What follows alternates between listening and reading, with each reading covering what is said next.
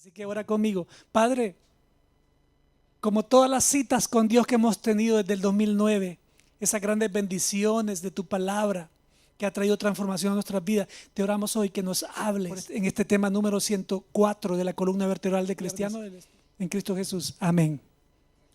El tema número 104 de hoy se llama encomienda. O sea, ¿qué es lo que te va a encomendar Dios hoy? Dios tiene 5 encomiendas hoy. 5 mensajes para ti específicos para que los puedas poner en práctica a partir de hoy. 5 encomiendas. Encomienda para la iglesia. ¿Quién es la iglesia? La iglesia es el cuerpo de Cristo. La iglesia está formada por personas que hemos decidido recibir a Jesucristo como nuestro Señor y Salvador personal. Entonces, nuestro Dios Padre preparó todo para que nosotros fuéramos parte de su familia.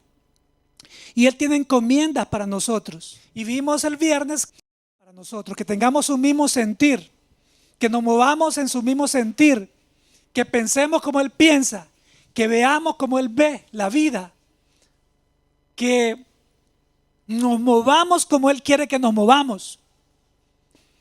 Sobre eso se trata el capítulo 15 y lo estamos desarrollando. El principio del 15 concluyó el tema del 14, que se trataba de los débiles y los fuertes.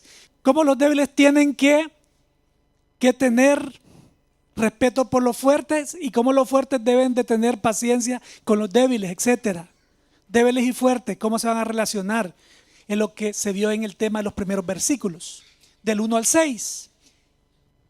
Más adelantito, del 7 al 13, que fue lo del viernes pasado, se trató sobre que debemos recibirnos los unos a los otros, así como Cristo nos recibió a nosotros.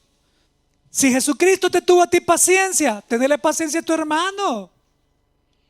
Si Jesucristo invirtió tiempo en ti, invierte tú también tiempo en tu hermano.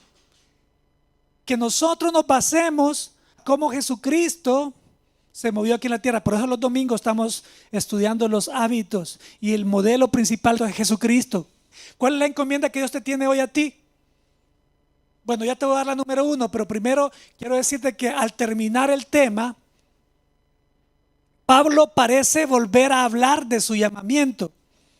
Al terminar, ¿cuál tema? Dirás tú. Me referí el viernes, ¿se acuerdan? Que terminamos ya completamente el tema de la epístola de Romanos. Se cerró completamente en el tema pasado todas las doctrinas de la columna vertebral del cristiano. Los últimos temitas que estamos viendo hoy, simple y sencillamente son algunos detalles que Pablo al final se quedó hablando. Y hoy específicamente él está volviendo a Romanos 1. Está mostrándose nuevamente, está recordando, está sellando, ya casi por terminar la epístola, está sellando, está asegurando que nadie dude de que Dios es el que ha hablado en todos estos capítulos de Romanos. A eso se está refiriendo. Entonces Pablo parece volver al capítulo 1, fíjese. Habla sobre su llamamiento y sobre su ministerio. Eso lo dijo en el capítulo 1 y asegura que no lo dice por creerse, lo vuelve a repetir. No lo estoy hablando para que crean que yo me estoy poniendo orgulloso. Dijo, no, nada que ver, así que no vayan a estar pensando eso, está diciendo en esta parte. En el capítulo 1 de Romanos, Pablo hizo referencia a la fe de los romanos. De hecho, él comenzó diciéndoles que él les iba a recordar cosas que ellos ya sabían, les dice en Romanos 1. Hizo una referencia como quien dice, yo voy a confortarles con la fe, pero necesito que ustedes también me conforten a mí. Fíjense cómo él humildemente se refirió a ellos en la carta, como quien dice, yo los necesito a ustedes y ustedes me necesitan a mí. ¿No es cierto, mi hermano, que nosotros como iglesia de Cristo a veces necesitamos consuelo de las demás personas? Y a veces tú consuelas a otro. Y eso lo dice en 2 Corintios 1, que Él nos llama a nosotros que recibamos consuelo de Él para que nosotros nos consolemos mutuamente. Pero hay veces que nosotros necesitamos consolación también. Todos los pastores necesitamos también consuelo, somos seres humanos también. Les dijo que quería compartir su fe Pablo a ellos en la carta. Y aquí lo que está haciendo Pablo es uniendo el capítulo 1 con esta parte que nos vamos a referir hoy, que es en el versículo 14 del 15 de Romanos, que vamos a estudiar hoy, hacia adelante. Entonces quiero en este momento entrar con la encomienda número 1 que Dios tiene para ti. Ok, hermano, hermana, la encomienda que Dios, papá, quiere darnos a nosotros es: mostremos humildad al servir en el ministerio. Muestra humildad al servir en el ministerio. Esa es la encomienda número 1. Si no somos humildes, nada de lo que hemos construido va a servir. ¿Por qué? Porque el orgullo hace distancia con Dios. Dios Todopoderoso, medio ve un poquito de orgullo, de altanería. ¿Saben qué hace? Se va corriendo de ahí. Si en este cuarto hubiera acá orgullo, ¿qué cita sería entonces? Si tú quieres una cita con Dios en tu casa, tiene que haber humildad ahí, porque la palabra está diciendo que Él ve de lejos al orgulloso y Él exalta al humilde. Entonces la encomienda número 1 para hacer ministerio en la iglesia, la viña, o en la iglesia donde Dios te ha puesto es: muestra humildad cuando sirvas en el ministerio de tu iglesia. Si tú no muestras humildad cuando sirvas en el ministerio de tu iglesia, va a ser en vano. Probablemente vas a servir como puente, mucha gente va a pasar, pero tú te vas a ir en el precipicio. Sin humildad no funciona nada. Tenemos que ser humildes. Tenemos que ser humildes. La humildad solo puede venir de parte del Espíritu Santo.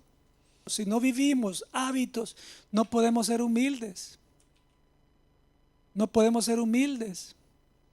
De nada va a servir que nosotros sepamos tanta letra, sepamos tantos versículos de memoria, apliquemos la Biblia, seamos buenos predicadores, buenos cantantes, buenos guitarristas, buenos pianistas. De nada va a servir que tengas un degree, que tengas un título. De nada me serviría a mí ser pastor. Todo se viene abajo. El padre del orgullo se llama Satanás. Por eso fue destronado. Por eso se le quitó la posición que tenía allá en el cielo y ahí nació el pecado. No podemos ser orgullosos. Si no, no va a haber bendición. Tenemos que ser humildes. Dios ama al humilde. Entonces, encomienda 1. Como estamos preparándonos para ir al edificio a servir, desde la cosa más pequeñita hasta la más grande, muestra humildad al servir en el ministerio en tu iglesia. Romanos 15:14, leamos. Mis amados hermanos, estoy plenamente convencido de que ustedes están llenos de bondad. Está escribiéndole aquí Pablo a la iglesia. A nosotros la iglesia, a mí, a ti, a cada uno, según su nombre. Dice, pone tu nombre aquí, te dice fulano de tal. Estoy plenamente convencido de que tú estás lleno de bondad. O sea, para Pablo, si tú eres parte de la iglesia, tú estás lleno de bondad. Imagínate. Conoces estas cosas tan bien que tú puedes enseñárselas a otros, los unos a los otros. Pablo está asegurando de que si tú naciste de nuevo, tú ya estudiaste la columna vertebral del cristiano. Ya viniste a la palabra. Pablo está seguro que tú ya pasaste por estos pasos que hemos estudiado en estos 104 temas, 103 temas. Por eso te dice, hey, tú, señorita, joven, tú, hombre, mujer, Estoy plenamente convencido de que tú estás lleno de bondad, para Él hecho. Fíjate qué compromiso para nosotros ser bondadosos. Yo sé que tú conoces todos estos rudimentos que hemos estado estudiando, dice. ¿Y qué pasa con los que no han estudiado estos rudimentos? Si son los pasos que hay que dar cuando uno nace de nuevo. ¿Cuántas personas nunca han estudiado estos pasos? Y Pablo está asegurando que tú ya lo conoces. Imagínate en el 14 del 15 de Romanos. Todo lo que hemos visto en esto que el pastor Samuel estuvo repitiendo como una bocina aquí. Yo estoy seguro que tú lo manejas, está diciendo Pablo aquí. Y que tú lo vas a usar en el ministerio, dice. Entonces, cuando nosotros vamos al ministerio, a hacer ministerio en la iglesia, necesitamos venir a cita con Dios. ¿Cuántas personas que están sirviendo en la iglesia no han estudiado estos temas? Pregunto. Si Pablo está asegurando que ya lo conocemos y que vamos a ir a servir con este conocimiento, entonces es importante pasar por estos temas y vamos a servir. Está diciendo, ven humildemente. ¿Por qué? Porque la bondad, si yo estoy convencido, dice Pablo, que tú sos bondadoso, quiere decir que tú sos humilde. Por eso la encomienda número 1 es, si tú vas a servir en la iglesia, tienes que mostrar humildad. En Colosenses 3:12 dice, dado que Dios los eligió para que sean su pueblo santo y amado por Él, como quien dice, ya que Dios los eligió para que ustedes vayan a hacer ministerio en la iglesia, ahí en la viña o en cualquier iglesia donde tú estás ubicado. Tú, ustedes, nosotros tenemos que vestirnos de compasión, está diciendo que tierna compasión, bondad, humildad, repito otra vez aquí, gentileza y paciencia. Miren, mi hermano, yo en este versículo no veo que diga, dado que Dios los eligió, o sea, como que dice, para que el ministerio de la música, de la predicación, de recibir a las personas, de organizar, dado que Dios los escogió a ustedes para eso, yo no veo aquí que diga, necesitan tener un carácter de bravucones. No dice así. No dice tienes que tener un carácter fuerte, tienes que gritar fuerte, tienes que ser regañón. No dice así, pero sí habla acá de compasión, bondad, humildad y gentileza y paciencia. Compasión, bondad, humildad, gentileza y paciencia. Dios nos llama a nosotros que lo seamos. Lógicamente vamos a ser firmes también, pero lo que impera en el llamado al ministerio es compasión, bondad, humildad, gentileza y paciencia. Colosenses 3:12. Puedes darle vuelta, buscarle al precontexto y al postcontexto y te vas a dar cuenta que sigue persistiendo la idea de lo cual estoy hablando sobre este versículo. Encomienda número 2. Dios te llama, hermano, hermana, que estás oyendo, que cuando regreses a hacer ministerio a la iglesia, cuando vayamos a hacer ministerio al edificio específicamente, que mostremos la gloria de Cristo al servir en el ministerio, está diciendo. Muestra la gloria de Cristo al servir en el ministerio. ¿Qué está diciendo con eso? Que irradie en ti, que puedas reflejar en ti la presencia de Cristo Jesús. Fíjese que yo he estado pensando en mi meditación de tiempo secreto que tengo yo, diario, estaba pensando en cómo se va a ver Jesús cuando venga en las nubes y que nos encontremos con Él.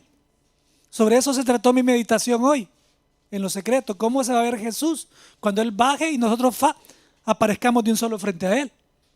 ¿Cómo se va a ver? Y fíjese que el Espíritu Santo me estaba mostrando en mi mente cuando fue la transfiguración, y así va a ser. Fíjese que Pedro pudo saber cómo va a ser ese día. Pedro está en este momento muerto, ¿verdad que sí? Pedro va a ser de los primeros que se van a encontrar con Jesús cuando Él baje, cuando Él llegue en las nubes. Cuando Jesucristo baje a las nubes y se quede en la parte de allá para arrebatarnos a nosotros, uno de los primeros que va a aparecer frente a él va a ser Pedro, junto con toda la cantidad de personas que murieron en Cristo, o personas que fueron justificadas antes que Cristo viniera a la tierra. Pedro va a estar ahí frente a Jesucristo, pero ya Pedro sabe cómo se va a ver Jesús. ¿Por qué? En la transfiguración, en Lucas 9:32, es como un adelanto de la venida de Jesús, cuando aparece Moisés y aparece también Elías. Esa parte. Y meditaba en esto, decía, ¿cómo se va a ver Jesús? ¿Cómo es la gloria de Cristo? ¿Cómo será la presencia de Cristo? Ya así, visible.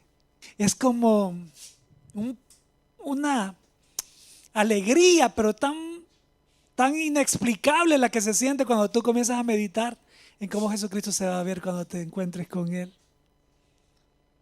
Va a ser impresionante. Entonces, mostrar la gloria de Cristo hay que hacerlo por adelantado.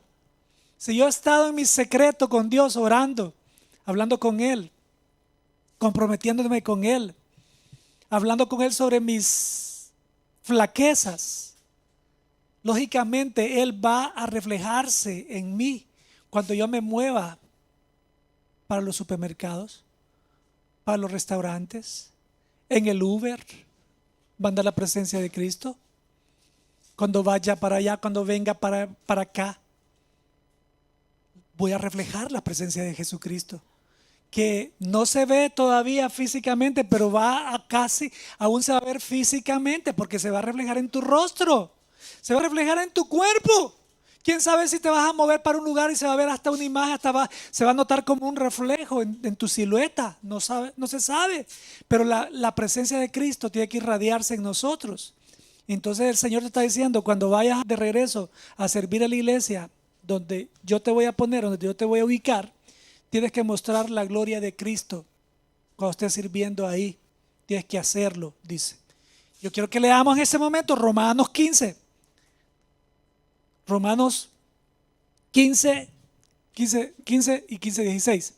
Dice así: aún así me atreví a escribirles sobre algunos de estos temas porque sé que lo único que necesitan ustedes es recordarlos, dice Pablo. O sea, como quien dice, cuando Pablo le escribe a esa iglesia en Roma, cuando Pablo le escribe a esta iglesia aquí en la tierra, aquí en Chicago, ahí donde tú me estás oyendo, en El Salvador, en Honduras, en México, en España, donde tú me estás oyendo, cuando esta parte de la Biblia llega a ti, Pablo, para él es obvio que tú simplemente estás siendo recordado en estos detalles.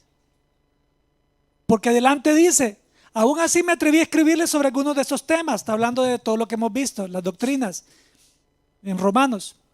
Porque sé que lo único que necesitan es recordarlo. Pues por la gracia de Cristo, gracias a Él, el regalo gratis que Él me dio, soy un mensajero especial de Cristo Jesús enviado a ustedes, los gentiles. Aquí está escribiéndonos a nosotros, los gentiles. Les transmito la buena noticia, dice, para presentarlos como una ofrenda aceptable a Dios, hecha santa por el Espíritu Santo. Ojo, hermanos, estos dos versículos están tan profundos que aquí está hablando, en ese momento preciso, está escribiéndole a la iglesia de Roma. Allí hay judíos y gentiles. Se está refiriendo a gentiles específicamente. Le voy a decir por qué. Porque Pablo es un pastor, es un predicador hacia los gentiles. En ese preciso momento, Pablo tenía un contemporáneo que se llamaba Bernabé. Tenía otro contemporáneo que se llamaba Silas. ¿Alguien me dice otro? Tenía un contemporáneo que se llamaba Pedro. Pablo tenía un contemporáneo. Entonces Pedro era contemporáneo de Pablo. Y Pedro era un predicador hacia los judíos. Por eso aquí está refiriéndose que él está hablándoles a los gentiles, aunque dentro de ellos habían unos judíos. Si aplicamos estos dos versículos actualmente, Pablo se está refiriendo a la iglesia de Cristo, formada por gentiles y judíos, en este caso. Pero en ese entonces, él está específicamente diciendo, yo soy llamado para predicarles a los no judíos, está diciendo ahí. Por ejemplo, yo no podría aquí en Chicago irme a la Divon a predicarles a los árabes ni a los hindús. ¿Por qué? Porque no hablo el idioma de ellos. No hablan en inglés, solo hablan sus idiomas, algunos. Aunque la mayoría habla inglés. No podría darles un mensaje. ¿Por qué? Yo soy llamado para ser un predicador, para ser un pastor de los latinos, hispanos. Ve que ha sido llamada para predicar a los latinos, a los hispanos. Pero ella podría predicarle a los americanos también. Pero ella específicamente, que Dios la ha llamado para predicarle a los hispanos y latinos, a los que hablan español. Entonces, es bueno saber que mostrar la gloria de Cristo es importante. Para mostrar la gloria de Cristo necesitamos nosotros estar en los hábitos. ¿Por qué? Porque si no estamos en los hábitos, vamos a mostrar la gloria a saber de quién. ¿De dónde vienes hoy en esta semana tú? Que vienes a ministrar a Dios, que vas a ministrar a la iglesia. Si tú has pasado toda la semana en hábitos ocultos, eso es lo que vas a ministrar. Por eso necesitamos estar en los hábitos espirituales para ministrar esos hábitos, para ministrar la palabra, para ministrar, para irradiar al Señor, para sanar enfermos con solamente la sombra, así como Pedro, que solo pasaba y los enfermos se ponían ahí para que le pasara la sombra y eran sanos. Ponían un paralítico en una silla de ruedas, lo ponían ahí para que pasara la sombra de Pedro en el paralítico, y al nomás pasaba la sombra, se quedaba ahí, se levantaba la silla de ruedas y comenzaba a saltar y se iba caminando. Pero nosotros necesitamos irradiar la presencia de Cristo para que eso suceda.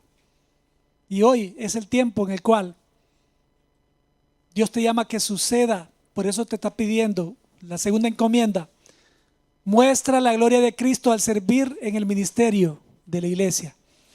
Ok, el 15 decía: aún así me atreví a escribirles sobre algunos de estos temas porque sé que lo único que necesitan es recordarlos. Pues por la gracia de Dios, dice, soy el mensajero, dice, he tenido la libertad de escribirles con franqueza, está diciendo, sin esconderles nada. No temo herir susceptibilidades, no temo herirlos. ¿Por qué? Tengo la confianza, porque yo sé que ustedes ya están un poquito conocedores de estos tópicos, les está diciendo, como hermanos que somos. Es un recordatorio que estoy dándoles.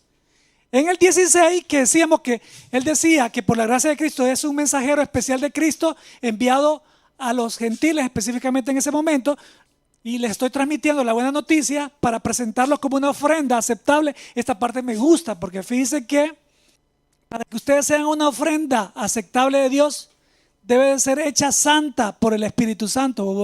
Volvemos otra vez a los hábitos. ¿De qué manera nosotros vamos a ser santos? Solamente si vivimos diariamente los hábitos. Otra vez vamos a lo mismo.